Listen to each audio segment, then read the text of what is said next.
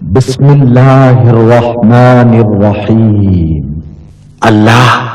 آسمانوں اور زمین کا نور ہے۔ کائنات میں اس کے نور کی مثال ایسی ہے جیسے ایک طاق میں چراغ رکھا ہوا ہو، چراغ ایک فانوس میں ہو، فانوس کا حال یہ ہو کہ جیسے موتی کی طرح چمکتا ہوا تارا، اور وہ چراغ زیتون کے ایک ایسے مبارک درخت کے تیل سے روشن کیا جاتا ہو جو نہ شرقی ہو نہ غربی، جس کا تیل آپ ہی آپ بھڑکا پڑتا ہو، چاہے آگ اس کو نہ لگے۔ اس طرح روشنی پر روشنی بڑھنے کے تمام اسباب جمع ہو گئے ہوں۔ اللہ اپنے نور کی طرف جس کی چاہتا ہے رہنمائی فرماتا ہے، وہ لوگوں کو مثالوں سے بات سمجھاتا ہے، وہ ہر چیز سے خوب واقف ہے۔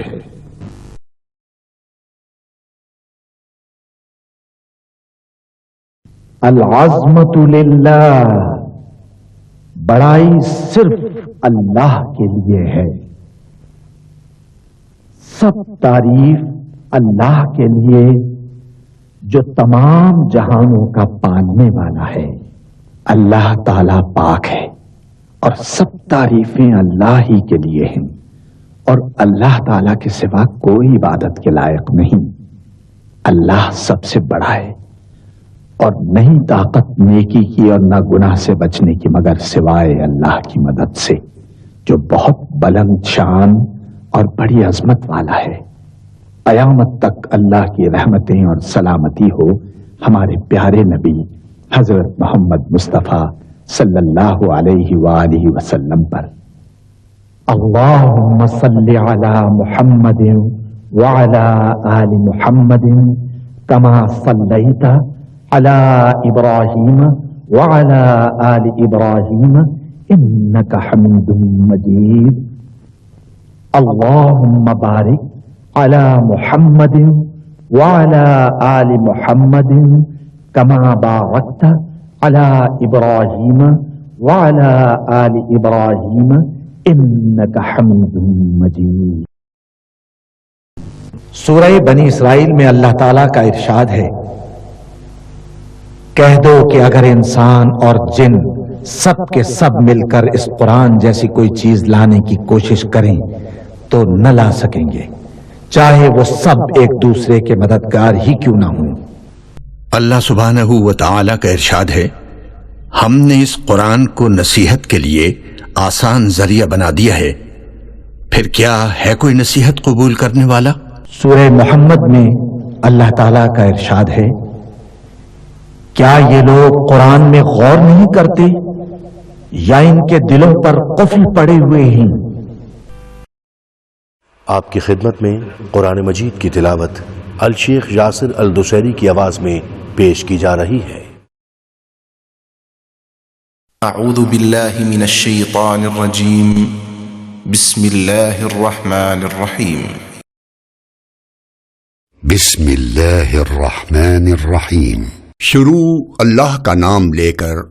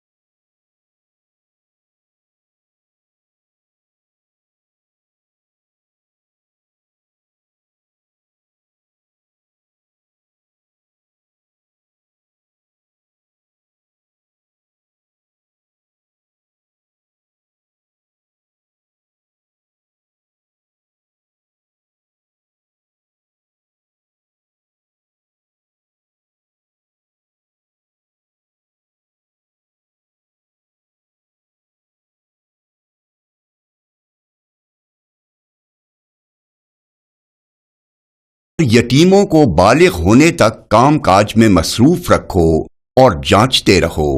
پھر بالغ ہونے پر اگر ان میں عقل کی پختگی دیکھو تو ان کا مال ان کے حوالے کر دو، اور اس خوف سے کہ وہ بڑے ہو جائیں گے، یعنی بڑے ہو کر تم سے اپنا مال واپس لے لیں گے، اس کو فضول خرچی اور جلدی میں نہ اڑا دینا۔ اور جو شخص آسودہ حال ہو اس کو ایسے مال سے قطعی طور پر پرہیز رکھنا چاہیے، اور جو ضرورت مند ہو وہ مناسب طور پر یعنی بقدر خدمت کچھ لے لے، اور جب ان کا مال ان کے حوالے کرنے لگو تو گواہ کر لیا کرو، اور حقیقت میں تو اللہ ہی گواہ اور حساب لینے والا کافی۔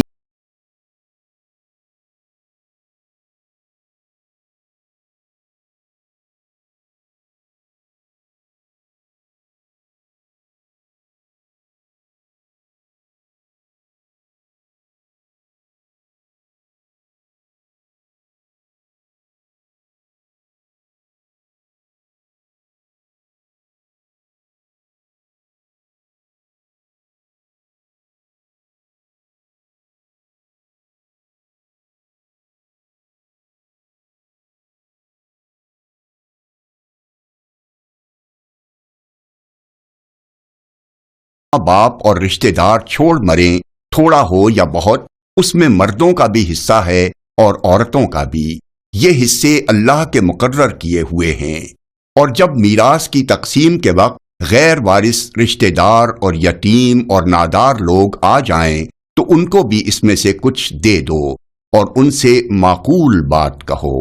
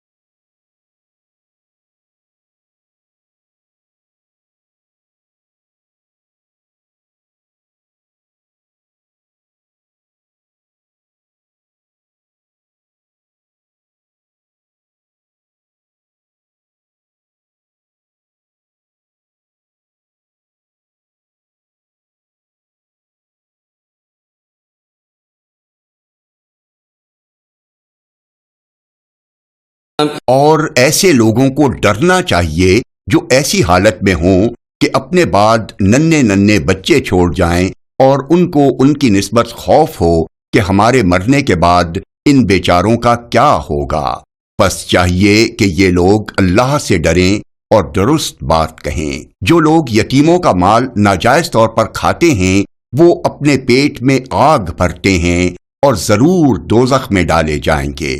اللہ تمہاری اولاد کے بارے میں تم کو ارشاد فرماتا ہے کہ ایک لڑکے کا حصہ 2 لڑکیوں کے حصے کے برابر ہے، اور اگر اولاد میت صرف لڑکیاں ہی ہوں یعنی 2 یا 2 سے زیادہ تو کل ترکے میں ان کا 2/3 ہے، اور اگر صرف ایک لڑکی ہو تو اس کا نصف ہے،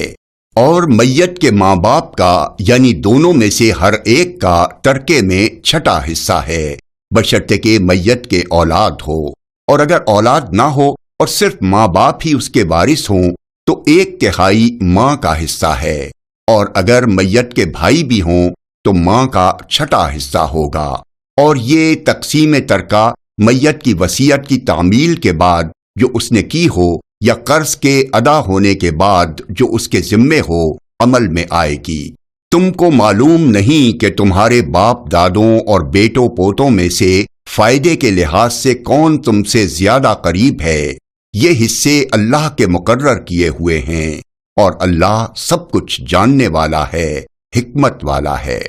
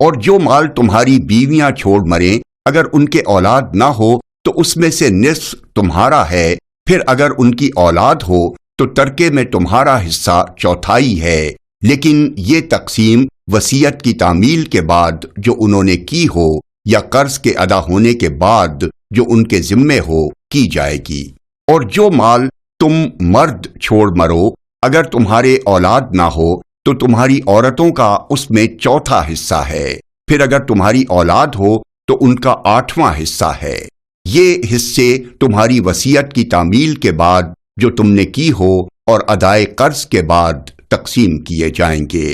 اور اگر ایسے مرد یا عورت کی میراث ہو جس کے نہ باپ ہو نہ بیٹا مگر اس کے بھائی یا بہن ہو تو ان میں سے ہر ایک کا چھٹا حصہ ہے، اور اگر ایک سے زیادہ ہوں تو سب 1/3 میں شریک ہوں گے۔ یہ حصے بھی بعد ادائے وصیت و قرض بشرطے کہ ان سے میت نے کسی کا نقصان نہ کیا ہو تقسیم کیے جائیں گے۔ یہ اللہ کا فرمان ہے اور اللہ نہایت علم والا ہے، بردبار ہے۔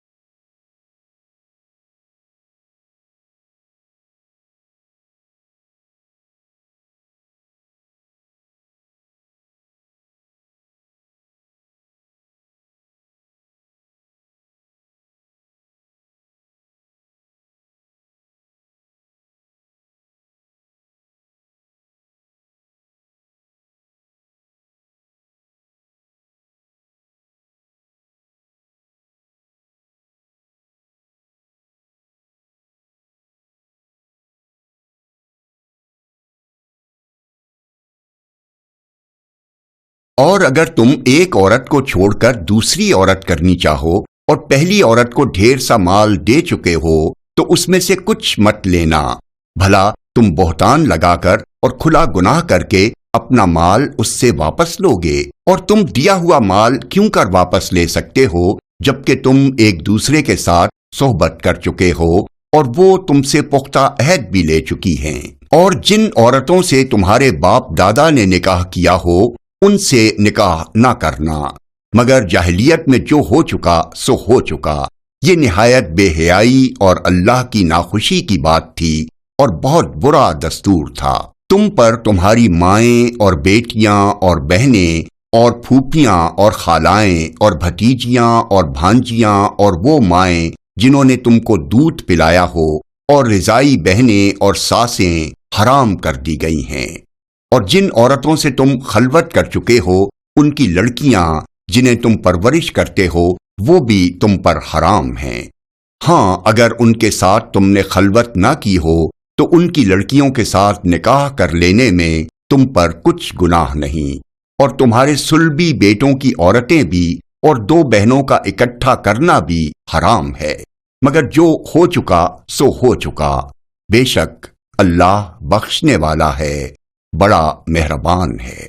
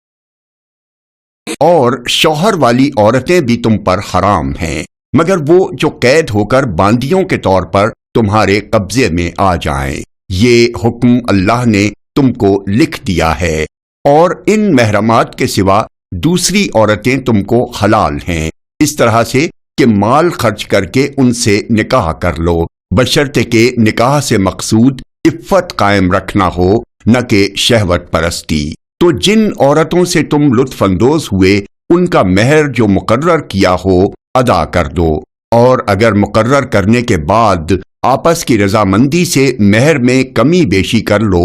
تو تم پر کچھ گناہ نہیں۔ بے شک اللہ سب کچھ جاننے والا ہے، حکمت والا ہے۔ اور جو شخص تم میں سے مومن آزاد عورتوں سے نکاح کرنے کا مقدور نہ رکھے تو مومن باندیوں ہی سے جو تمہارے قبضے میں آ گئی ہوں نکاح کر لے، اور اللہ تمہارے ایمان کو اچھی طرح جانتا ہے۔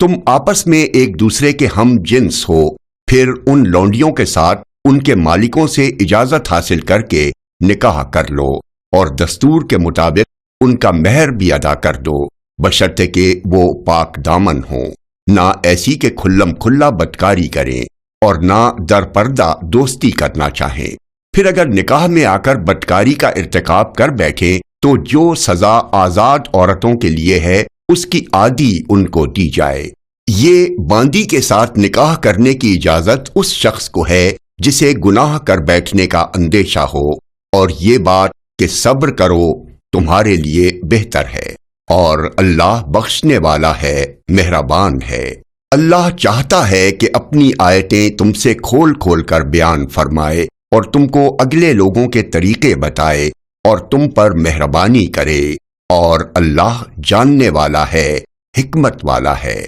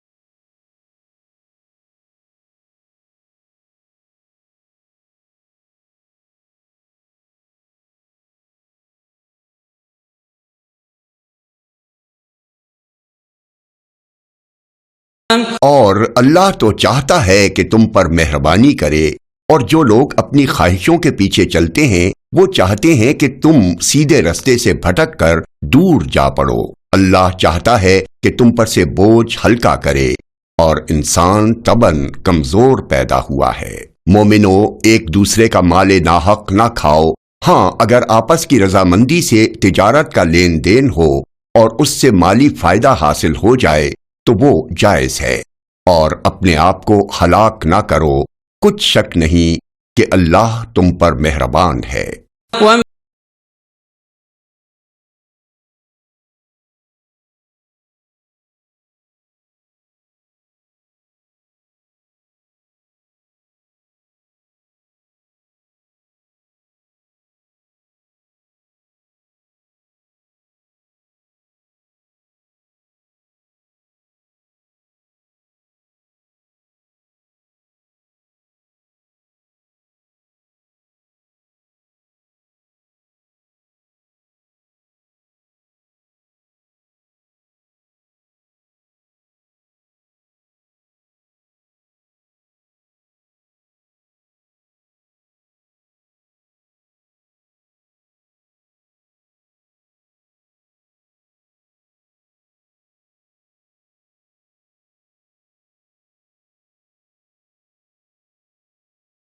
عدتی کرتے ہوئے اور ظلم سے ایسا کرے گا تو ہم اس کو عنقریب جہنم میں داخل کریں گے، اور یہ اللہ کو آسان ہے۔ اگر تم بڑے بڑے گناہوں سے جن سے تم کو منع کیا جاتا ہے پرہیز کرو گے تو ہم تمہارے چھوٹے چھوٹے گناہ معاف کر دیں گے اور تمہیں عزت کے مکانوں میں داخل کریں گے۔ اور جس چیز میں اللہ نے تم میں سے بعض کو بعض پر فضیلت دی ہے اس کی تمنا مت کرو۔ مردوں کو ان کاموں کا ثواب ہے جو انہوں نے کیے، اور عورتوں کو ان کاموں کا ثواب ہے جو انہوں نے کیے، اور اللہ سے اس کا فضل و کرم مانگتے رہو، کچھ شک نہیں کہ اللہ ہر چیز سے واقف ہے۔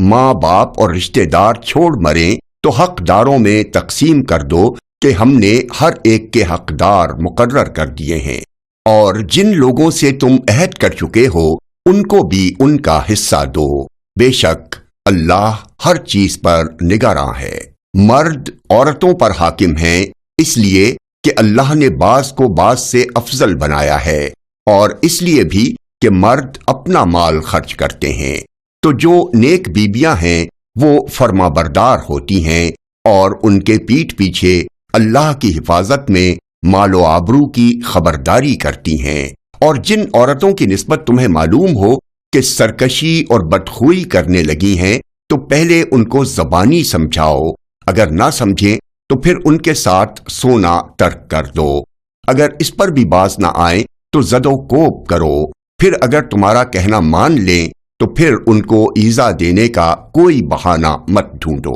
بے شک اللہ بہت اونچا ہے، بڑا ہے۔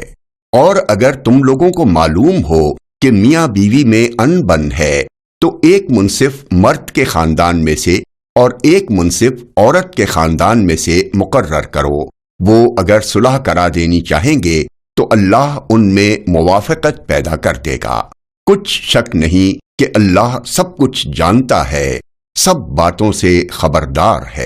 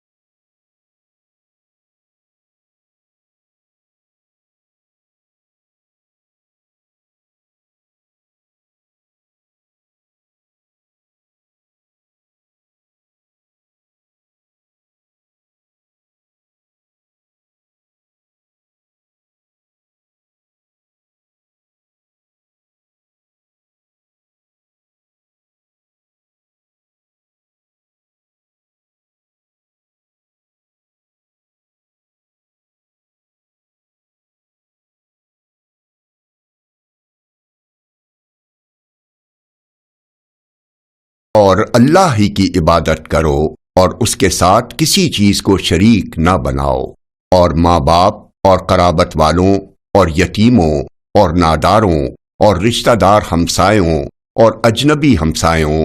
اور پاس بیٹھنے والوں اور مسافروں اور جو لوگ تمہارے قبضے میں ہوں سب کے ساتھ حسن سلوک کرو، بے شک اللہ تکبر کرنے والے بڑائی مارنے والے کو دوست نہیں رکھتا، جو خود بھی بخل کریں اور لوگوں کو بھی بخل سکھائیں، اور جو مال اللہ نے ان کو اپنے فضل سے عطا فرمایا ہے اسے چھپا چھپا کے رکھیں، اور ہم نے کافروں کے لیے ذلت کا عذاب تیار کر رکھا ہے، اور جو خرچ بھی کریں تو اللہ کے لیے نہیں بلکہ لوگوں کے دکھانے کو، اور ایمان نہ اللہ پر لائیں نہ روز آخر پر، اور جس کا ساتھی شیطان ہوا تو کچھ شک نہیں وہ برا ساتھی ہے۔ اور اگر یہ لوگ اللہ پر اور روز قیامت پر ایمان لاتے اور جو کچھ اللہ نے ان کو دیا تھا اس میں سے خرچ کرتے تو ان پر کیا مصیبت آ پڑتی، اور اللہ ان کو خوب جانتا ہے۔ اللہ کسی کی ذرہ بھر بھی حق تلفی نہیں کرتا، اور اگر کسی نے نیکی کی ہوگی تو اس کو کئی گنا کر دے گا اور اپنے ہاں سے اجر عظیم بخشے گا۔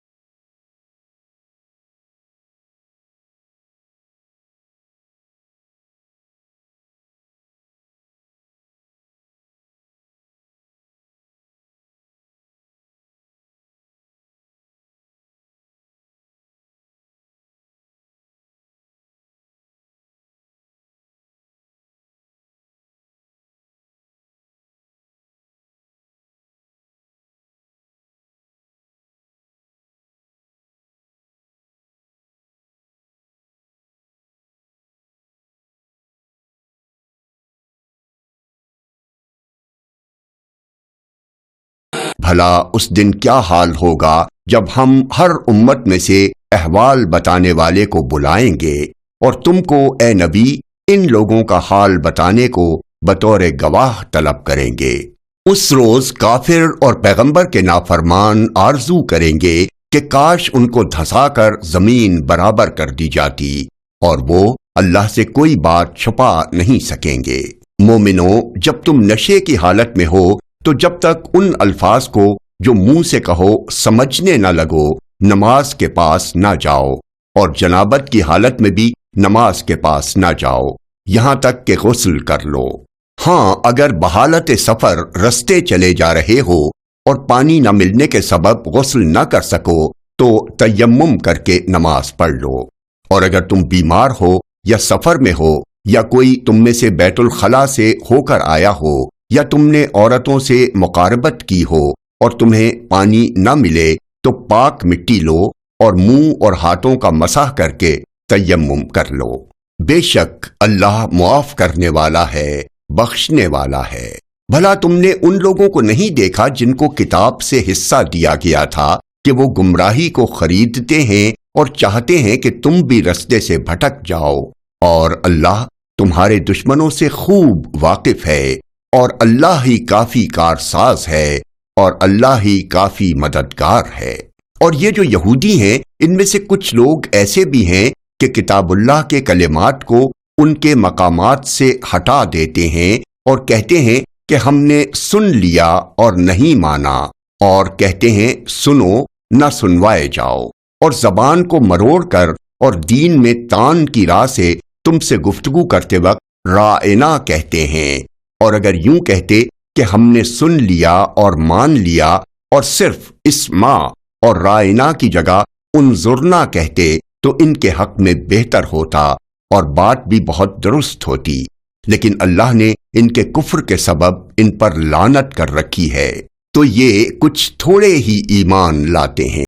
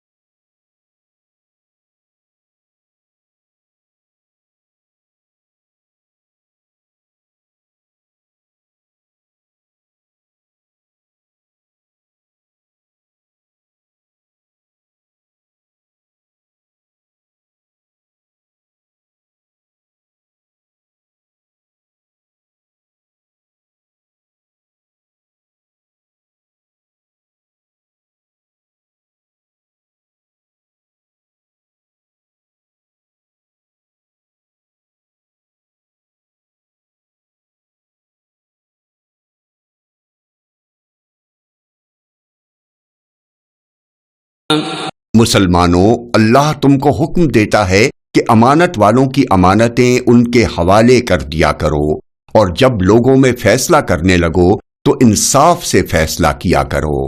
اللہ تمہیں بہت خوب نصیحت کرتا ہے، بے شک اللہ سنتا ہے، دیکھتا ہے۔ مومنو، اللہ اور اس کے رسول کی فرما برداری کرو، اور جو تم میں سے صاحب حکومت ہیں ان کی بھی۔ پھر اگر کسی بات میں تم میں اختلاف واقع ہو تو اگر اللہ اور روز آخر پر ایمان رکھتے ہو تو اس میں اللہ اور اس کے رسول کے حکم کی طرف رجوع کرو۔ یہ بہت اچھی بات ہے اور اس کا انجام بھی اچھا ہے۔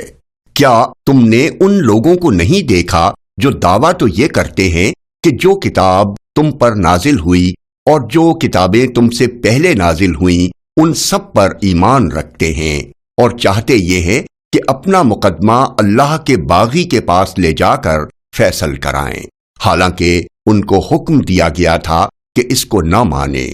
اور شیطان تو یہ چاہتا ہے کہ ان کو بہکا کر رستے سے دور ڈال دے۔ اور جب ان سے کہا جاتا ہے کہ جو حکم اللہ نے نازل فرمایا اس کی طرف رجوع کرو اور پیغمبر کی طرف آؤ، تو تم منافقوں کو دیکھتے ہو کہ تم سے گریز کرتے اور رکے جاتے ہیں۔ پھر کیسی ندامت کی بات ہے کہ جب ان کے اعمال کی شامت سے ان پر کوئی مصیبت واقع ہوتی ہے تو تمہارے پاس بھاگے آتے ہیں اور قسمیں کھاتے ہیں کہ واللہ ہمارا مقصود تو بھلائی اور مصالحت تھا۔ ان لوگوں کے دلوں میں جو جو کچھ ہے اللہ اس کو خوب جانتا ہے۔ تم ان کی باتوں کا کچھ خیال نہ کرو اور انہیں نصیحت کرو، اور ان سے ایسی باتیں کہو جو ان کے دلوں میں اثر کر جائیں۔ اور ہم نے جو پیغمبر بھی بھیجا ہے تو اسی لیے بھیجا ہے کہ اللہ کے فرمان کے مطابق اس کا حکم مانا جائے۔ اور یہ لوگ جب اپنے حق میں ظلم کر بیٹھے تھے، اگر تمہارے پاس آتے اور اللہ سے بخشش مانگتے اور پیغمبر بھی ان کے لیے بخشش طلب کرتے تو اللہ کو معاف کرنے والا بڑا مہربان پاتے۔ صدق اللہ العظیم۔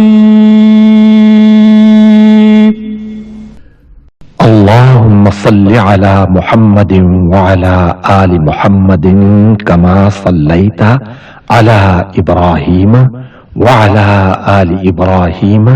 إنك حميد مجيد۔ اللهم بارك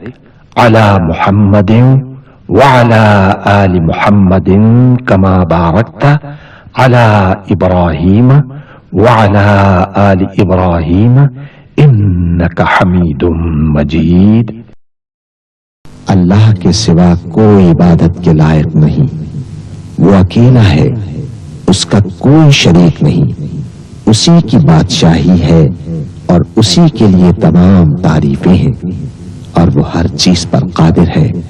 اللہ پاک ہے اور سب تعریف اللہ ہی کے لیے ہے، اس کے سوا کوئی معبود نہیں۔ اللہ سب سے بڑا ہے، نیکی کرنے کی طاقت اور گناہ سے بچنے کی توفیق صرف اللہ کی مدد سے ہی ہے، جو بلند شان اور عظمت والا ہے۔ اللہ کے سوا کوئی معبود نہیں، وہ اکیلا ہے۔ اس نے اپنے وعدے کو سچا کر دیا اور اپنے بندے کی مدد کی اور اس کے لشکر کو غالب کیا، اور اس اکیلے نے تمام گروہوں کو شکست دی، اور قیامت تک اللہ کی رحمتیں اور سلامتی ہو ہمارے پیارے نبی حضرت محمد صلی اللہ علیہ وسلم پر، آپ کی آل پاک پر، صحابہ کرام رضوان اللہ علیہم اجمعین اور پیروی کرنے والوں پر۔ اے اللہ، ہمیں، ہمارے ماں باپ، ہمارے اہل و عیال اور تمام مسلمان مردوں اور عورتوں کو بخش دے،